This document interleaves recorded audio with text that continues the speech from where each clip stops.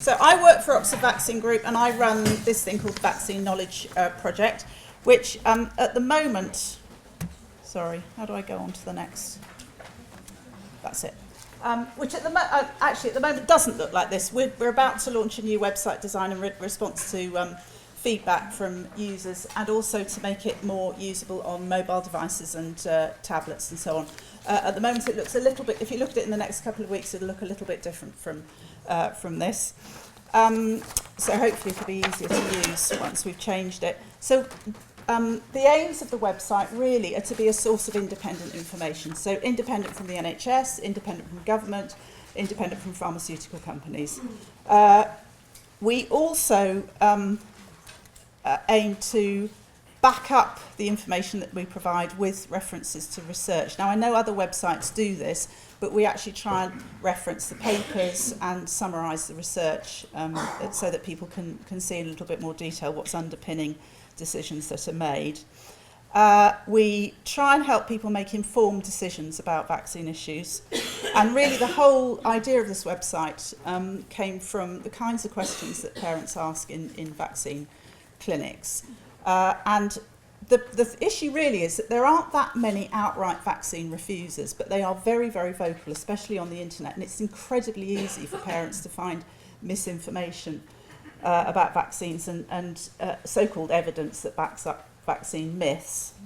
And it can look as if sometimes as if the arguments are balanced 50-50, which of course we know they're not, but it looks like that sometimes on the internet. So this is an attempt to really redress the balance a bit and have another website with a lot of good quality evidence-based information that parents, particularly parents, can go to. So what do we do that other people don't? Well, we have a lot more detailed information about side effects of vaccines. Ingredients have a massively popular page on our site. I've done a lot of research about vaccine ingredients and provide a lot of information there, which is very well used. We provide more detailed information about safety and efficacy. And we have extra pages that people don't necessarily provide on other websites. So why there are different schedules in other countries. We actually wrote that page in response to several queries from parents who'd arrived from Canada or Australia saying, why is it different here? So we've got a page about that. We've got some information about why you still get disease outbreaks even in populations like the UK where there are very high vaccination rates. Of course, it's complicated, but we try and address that complexity and give people the information to understand it a bit better. We try and explain what adverse events are, so the reports that go to the MHRA are not necessarily connected with the vaccine, and the MHRA has to do a job of assessing whether there is a connection with the vaccination or not. But just because something's reported to the MHRA doesn't necessarily mean that it's an adverse event from the vaccine. So all those kinds of things that we try and provide. For example, on our rotavirus page, we do explain quite in some detail about the risks of interception, because that is a genuine but rare side effect that's associated with the vaccine.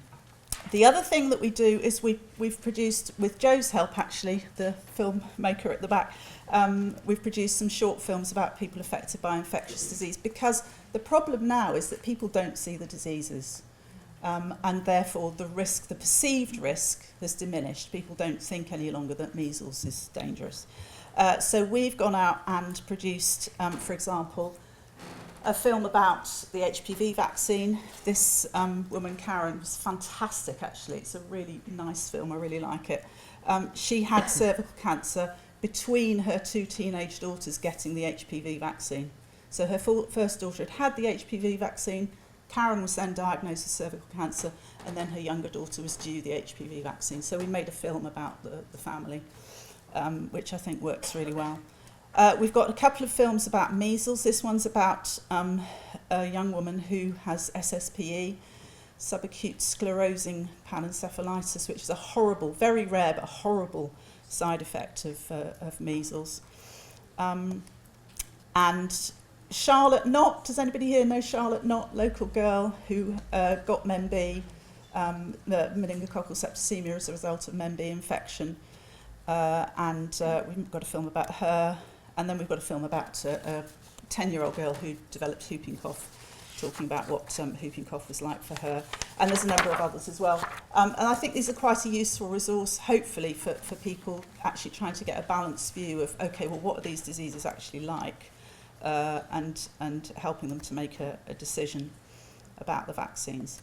So who are we aiming at? Mainly parents, especially new parents. More generally the public, and actually we get a lot of hits from countries all over the world, so it's not just the UK who's looking at our site, but we do try and emphasise that it has a UK focus so that people aren't misled by the information. And increasingly health professionals. So we're trying to provide a resource for you as well if you get asked awkward questions by parents that you don't know the answer to. And in my experience, people ask very specific things like, you know, does Priorix contain X, Y, and Z? They want to know, you know, a very specific thing that they're worried about. And hopefully we provide some of the answers to some of those difficult questions on our website. Particularly, I hope we provide a resource for people who may not deliver immunisation themselves. Is everybody here delivering immunisation? I mean, for example, health visitors who have a lot of contact with parents but don't necessarily deliver immunisation, hopefully will find the stuff that we've got here useful. We have a page called Frequently Asked Questions, which kind of frames a lot of the questions that we in our experience, parents ask, and provides, you know, little short answers that you can give. As Joe's already said, you are key to this whole process. You are trusted by parents. There's a piece of research by Smith, which you probably know about, basically showing this message that the relationship that you have with parents has a big influence on their vaccination decisions, particularly if they're hesitating. There's another piece of research that I found that I thought I'd tell you about because it was quite interesting. It's got a bit of a complicated title, but the main message is that the way you start the conversation with parents can have an impact. So they define it as the difference between presumptive and participatory approaches. So you can either say, we're going to do these vaccines today, or you can say, what would you like to do about these vaccines that are due? Which of those two approaches do you think is better? Who thinks the first approach is better? And who thinks the second approach is better? There's some for the second approach.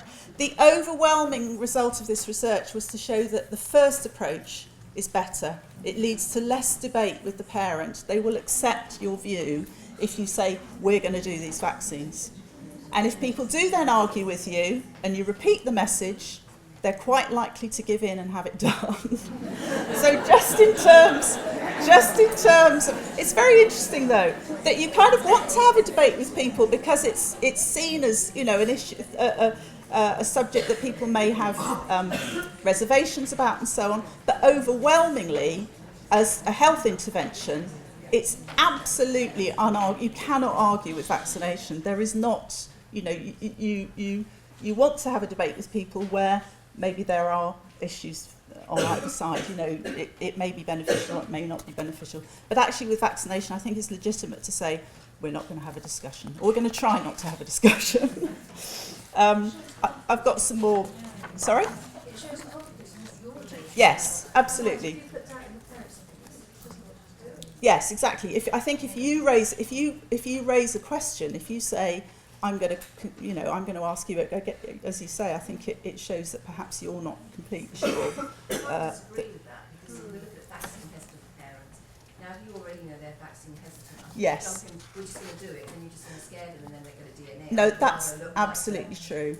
What would you like to do? You know, I'm very pro-vaccination. I would, you know, my kids are in, you know, and I would never go in with that. We're going to do it. It's just my everyday. Yeah, we'll get on with it. But vaccine hesitant.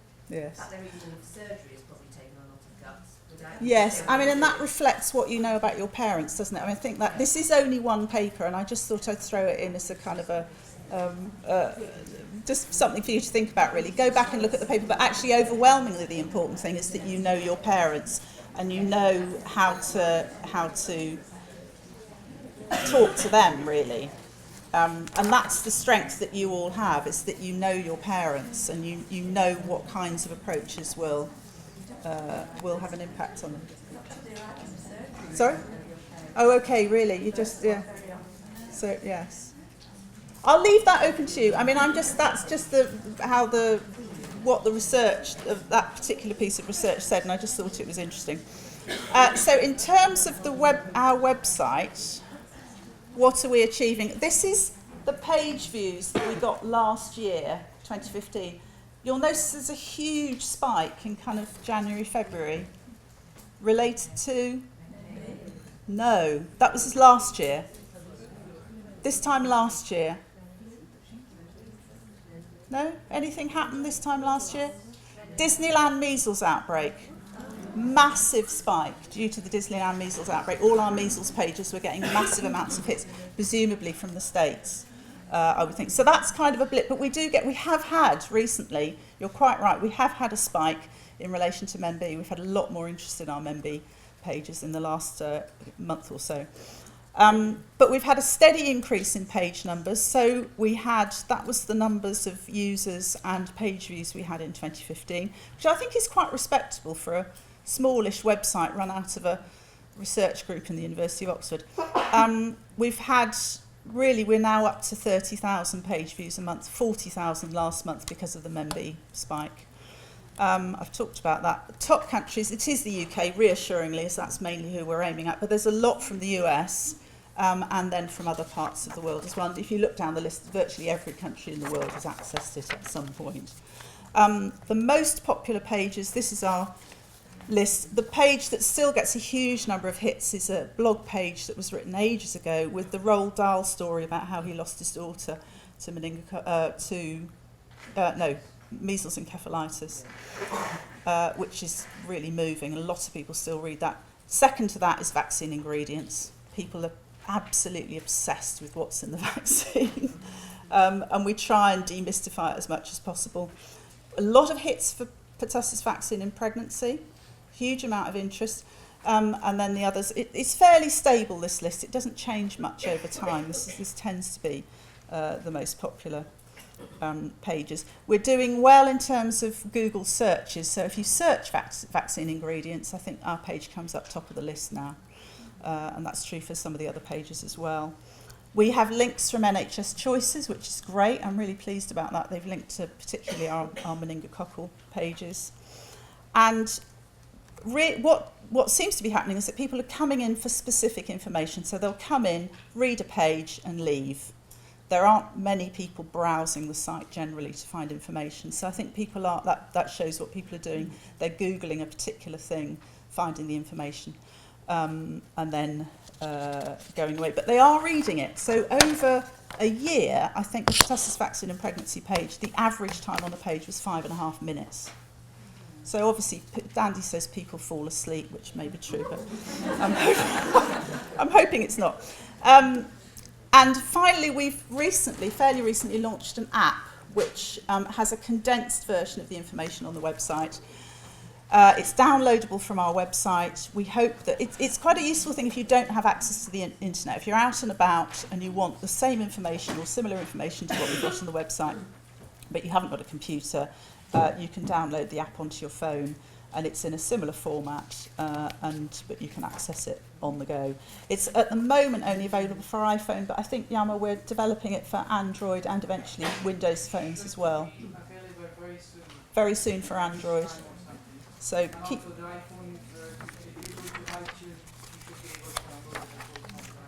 Yeah.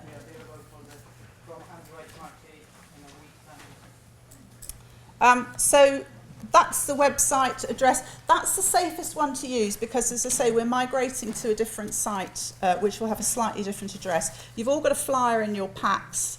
I'm here over the coffee break until the end of coffee break if anybody's got any specific questions. Thank you.